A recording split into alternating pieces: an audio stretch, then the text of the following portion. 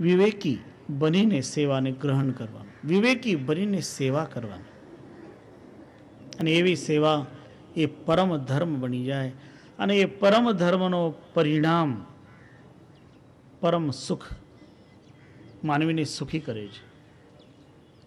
એટલે કહ્યું કે તમે જે કંઈ કરો તે શુભ ઈચ્છાથી કરો. શુદ્ધામ ઈચ્છામ જનસ્તસ્માત સાર નામની ચિકીર્ષતિ અન્યામ જ્ઞાન બલે નૈવ ત્યક્તવાન સ સુખી ભવેત. તે માનવી સુખી થાય છે જે શુદ્ધ ઈચ્છા રાખતા હોય અને શુદ્ધ ઈચ્છા દ્વારા સાર નામને પ્રાપ્ત કરતા હોય. એ અન્ય ઈચ્છાઓના ત્યાગના કારણે, અર્થાત શુભ સિવાયની જે ઈચ્છાઓ છે, અશુભ ઈચ્છાઓ, એનો ત્યાગ કરીને જ્ઞાનના સામર્થ્યથી સુખી થાય છે. એટલે આપણે કાયમ શુભ ઈચ્છા વાળા બનીને અશુભ ઈચ્છાઓનો ત્યાગ કરવાનો. કોઈનું પણ બુરું ન થાય એનો ખાસ ખ્યાલ કરવાનો, બધા એનું ભલું થાય.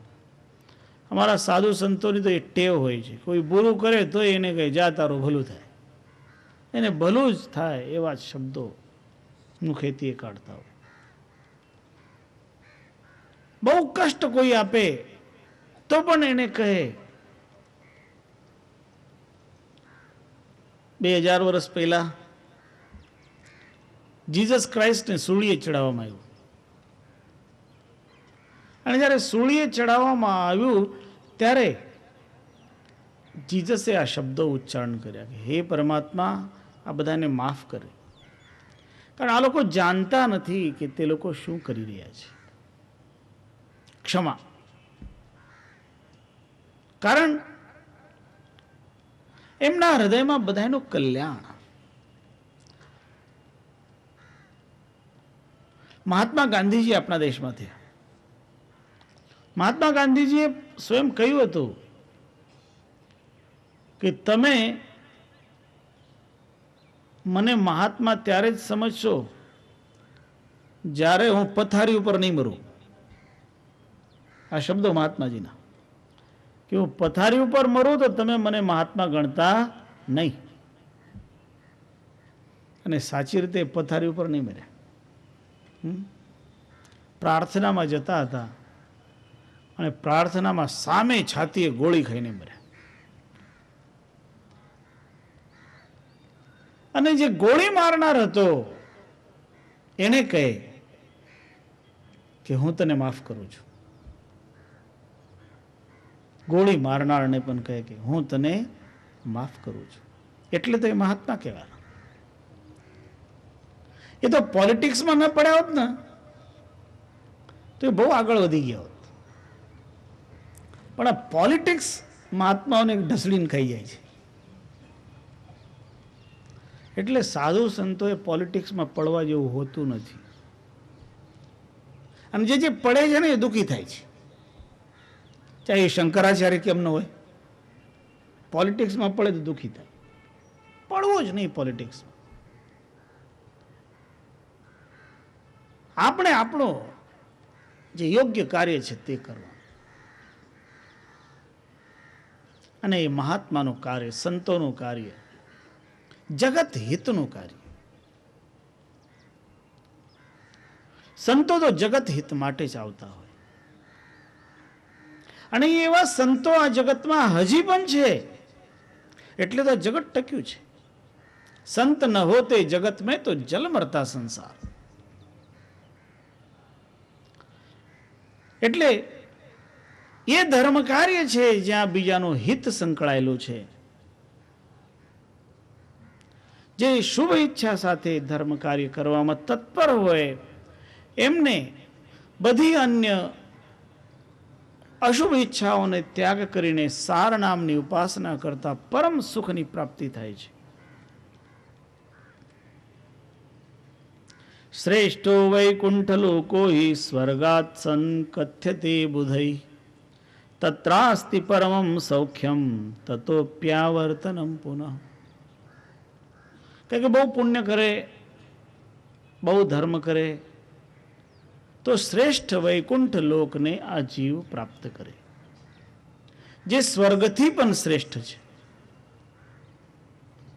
પણ ત્યાં વૈકુંઠનો પરમ સુખ પ્રાપ્ત કર્યા પછી પણ જ્યારે વિષ્ણુ ભગવાનનું પણ આયુષ્ય નિશ્ચિત છે,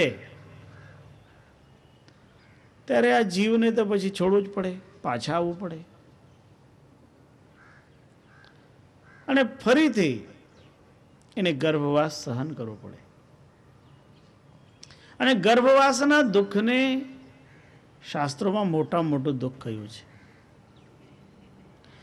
અને કહેવામાં આવે છે, મારા સંતો તો કહે છે કે જીવાત્મા જ્યારે ગર્ભવાસમાં હોય ને ત્યારે પરમાત્માને પ્રાર્થના કરતો કે હે પરમાત્મા, તું આ બંદીખાણામાંથી બહાર કાઢ, આ જેલમાંથી બહાર કાઢ, આ જેલમાંથી તું મને બહાર કાઢ તો હું તને કોઈ દિવસ ભૂલું નહીં, એમ પ્રાર્થના કરે છે, એમ કહે છે.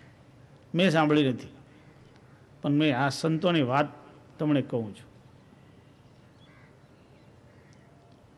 કે જીવાત્મા ત્યાં પ્રાર્થના કરે કે હે પરમાત્મા, આ જેલ છે, કદાચ જેલ હોય પણ હો અને ન પણ હોય, કારણ સુખદેવજી જેવા કહે કે ભાઈ 12 વર્ષ રહી ગયા તો એને ત્યાં જેલ નહીં લાગ્યું, બહુ સુરક્ષિત લાગ્યું. પણ સામાન્યતઃ આપણે જોઈએ, વિચાર કરીએ તો એ જીવાત્મા માટે એક ગર્ભાશય માતાનું એક એવું સ્થાન છે, એનાથી બહાર આવવાની એની ઈચ્છા હોય જ. એટલે ત્યાં પ્રાર્થના કરે, હે પરમાત્મા, તું મને આમાંથી બહાર કાઢ, હું તને યાદ કરીશ. અને બહાર આવ્યા પછી કંઈક ભૂલી જાય છે, પરમાત્માને જ ભૂલી જાય. એટલે એ બહાર આવ્યા પછી રડે, ક્યાંય ક્યાંય ક્યાંય કરે, ક્યાંય ક્યાંય કરે. એટલે એ પરમાત્માને કહે કે મેં ક્યાં કહ્યું તને? એટલે પોતે પોતાની જે આપેલી વાણી વચન એને ભૂલી જાય અને જગતના જંજાળમાં ફસાઈ જાય. એટલે માનવીના જીવનમાં ગર્ભવાસ મોટામાં મોટું દુઃખ છે એમ મહાત્માઓ કહે, પણ ઘણા મહાપુરુષો એને દુઃખ નથી માનતા. ઘણા તો એમ કહે કે અમને વારંવાર ગર્ભવાસમાં જવું પડે તોય વાંધો નહીં, પણ અમારાથી ભક્તિ કોઈ દિવસ ન છૂટે, એ ભક્તિની યાચના કરતા હોય, સત્સંગની યાચના કરતા હોય. મહારાષ્ટ્રમાં એક સંત થયા તુકારામ, એ તુકારામના વચનો છે.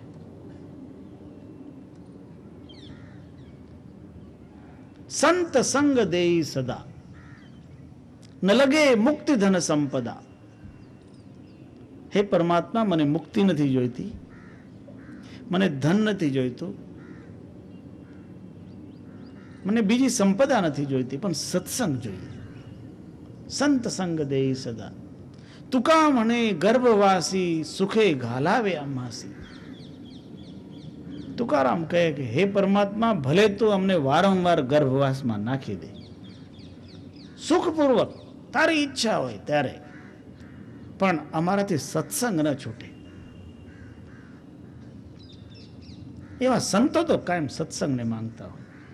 કબીર સાહેબે પણ કહ્યું છે, મેરા મન પંછી ભયા, ઉડ કે ચલા આકાશ, વૈકુંઠ ખાલી મિલા, સાહેબ સંતો પાસ.